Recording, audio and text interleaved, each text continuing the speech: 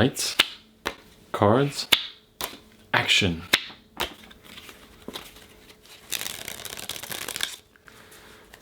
Hey guys, I'm here with Big Ben. Big Ben? Elizabeth Tower? Funny story, actually. When I was researching for this project, it turns out that Big Ben is actually the name of the main bell inside the tower. But there isn't actually a bell. Did you forget? What do you mean you forgot to put the bell inside the tower? Elizabeth Tower, Big Ben, Clock Tower, whatever you prefer.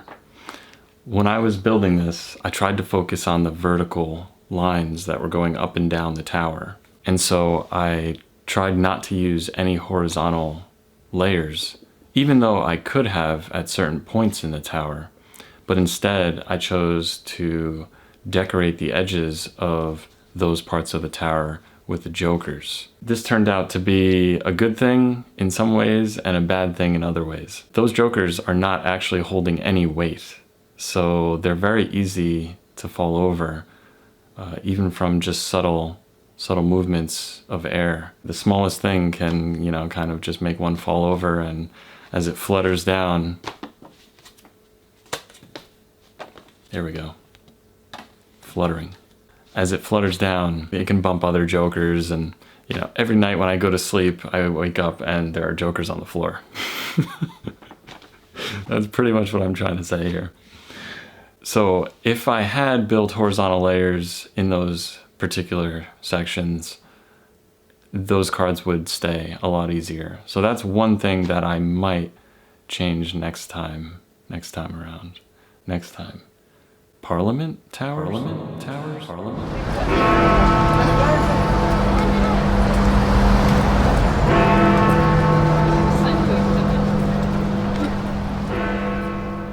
But I'm very happy with how this tower came out. I really love the patterning that I was able to accomplish near the end, especially when I built the clock. Getting those cards to sit just right was a lot more challenging than I expected. I had originally planned to have them a certain way, so I lined up the roof cards of each layer. But as it turns out, I had to change it a little bit. It turns out that a circle that's asymmetrical actually ended up fitting better, and the reason I liked it more is because the edges are less jagged. I took a little bit off the top so that I could get those cards to be a little bit smoother on that top edge. This required some adjusting of the angles of the cards. I couldn't adjust the roof decks anymore because I had already built the whole tower, but I didn't need to, thankfully. Whenever I couldn't get a card to sit exactly how I wanted it, I actually inserted some cards near the corners to subtract space from the edges of the corners where I needed them to lean. This was actually a really great idea because had I not thought of it, I probably wouldn't have been able to finish the clocks on all four sides. Because believe it or not, even though the tower is a box-shaped tower and I tried to build everything the same on all four sides, there are small differences, fractions of an inch on each side that really can amount to some challenging spacing if not handled properly. So I was really pleased with how I adapted to that situation and was able to create 4 clocks all the way around the tower that were the same number of cards and the same size. Moving up the tower to the top, we have the steeped roofs. And on the real Elizabeth Tower, the steep roofs really come to a point. However, I didn't want to put anything pointy like a triangle. I didn't want to use any triangles on top because the triangles are very easy to fall over, and I wanted this to stay up for days. So I decided it would be better to create that slope and to focus on the numbers of those aces. So on the bottom layer, you'll actually see 5 aces, and then above that will be 4 aces. And then as you move up, you'll see where the bell would be in the center. I left a hole there where the Big Ben bell would be. And then above that, you'll see 3 aces, and then 2, and then 1. And, that kind of, in my mind, creates the peak that you would normally have without actually having to risk putting a triangular form at the top. So this was a subtle way to create some longevity in the tower. That's the kind of adaptability that every card stacker should be able to focus on when they're creating and when they're thinking about how long they want their structure to stay up and what might be at risk if using certain techniques. One of the most challenging things that I found in this project was the corners of the tower. I really wanted this clock tower to have corners that were separate from the core of the tower. So I created these columns, and I would keep them linked to the core, but only through the roof decks. This ended up creating some interesting challenges with keeping the spacing of those corners consistent throughout the tower. As I was building, I even noticed kind of a twisting of the levels of the core. So I tried to make sure that I managed that as I was building. It wasn't anything that was going to affect too much for the tower, but I wanted to make sure that by the time I got to the clock faces, that the tower still maintained its verticality all the way through. By adding on those jokers at the end, I was actually able to create the illusion of a larger form for the clock face without actually having to change the number of cards that were used for the tower itself. The clock tower without the jokers looked like a shell because I knew exactly where I wanted to go and what those jokers would end up contributing to the final design. So here we are with Big Ben. 16 hours plus of card stacking, and a lot of love. A lot of love. Right, Ace? Oh, he's excited. He is very excited right now. He is just a bundle of joy. It's all you, Ace. It's all you.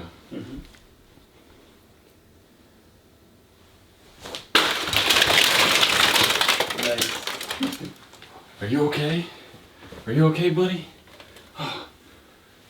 You alright? Oh, he's still excited. He wants more. He is so ready. Are you ready? Are you ready?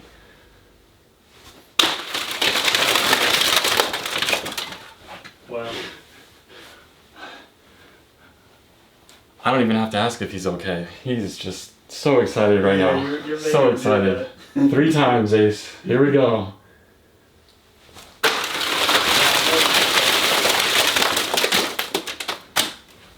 Probably gonna get like maybe 6 times. What happened? You look tired. He looks tired. I don't think he wants to go 6 times. I don't think he wants to go 6 times. Oh, you want to play King Kong? King Kong? Oh, he's climbing now.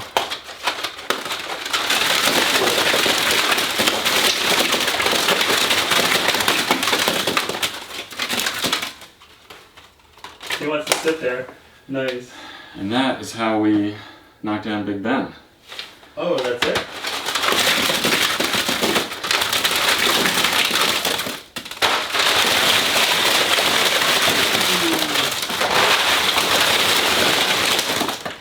Look at all those cards you gotta pick up, dude. That's a lot of cards. That's a lot of cards. And he's still here. He is so happy. He is so happy. High five, buddy. We got this. We got this. That's Big Ben. Now he's gonna count all those cards.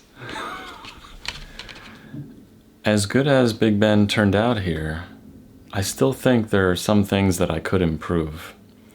And I look forward to future builds. But the important thing is not necessarily to change things and say that this is the best approach or this is the best technique. It's more about finding the artist's perspective, finding your own perspective through the artistic lens. If you can do that, then you will always build something unique, and you won't suffer from being unable to change your methods. Because the best art really comes from your ability to translate the thing that you're looking at in the real world into the thing that you want to play with and that you want your audience to be able to play with when they see it. And that's why I think it's important to not get too locked into any one way of thinking. There are many interpretations for how to build Big Ben, the Empire State Building, really anything that you can imagine. So let's explore. Let's feed that desire to search for more. Even after we've finished a creation, come back to it. Come back to it later. See it with new eyes and build whatever you imagine by taking away and by adding to.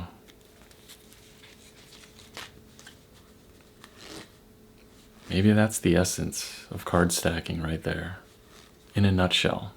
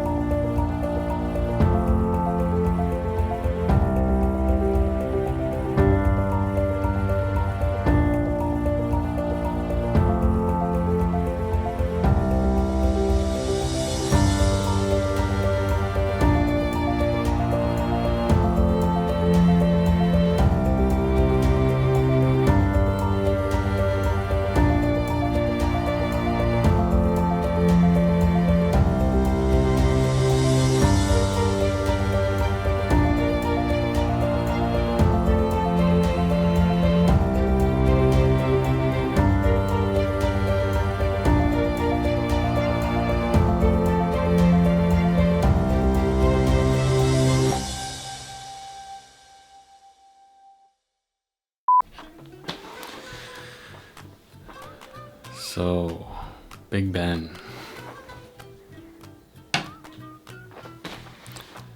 Big Ben. Big Ben.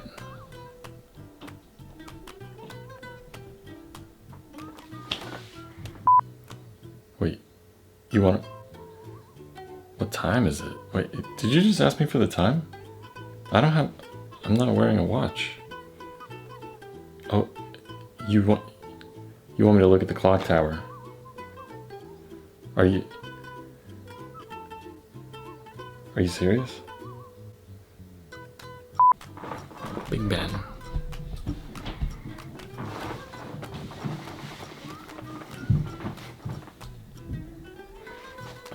Nice. So this is the lighting for Big Ben.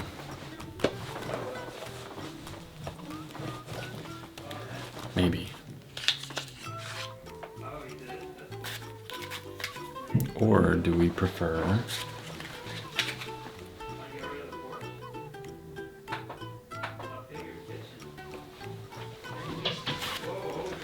something like that? Might be better.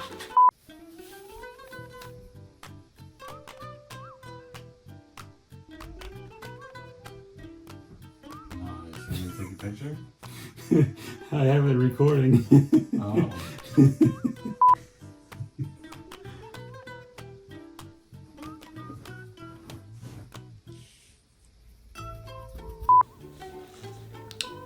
this is a subtle approach to coming up with, this is a subtle way of coming up with solutions without needing to change the form of your levels.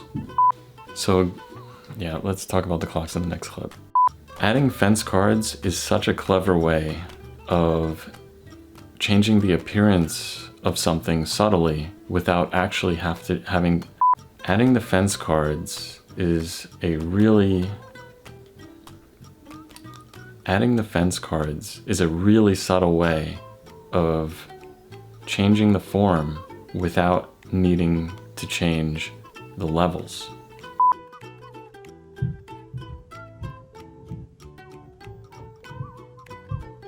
Big Ben.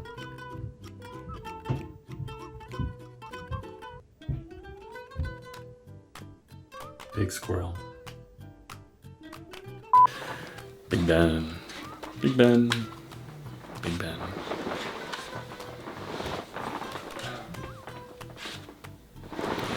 What do we got over here, Alex? Oh, sorry, I gotta move that stuff. I thought you were hiding over here.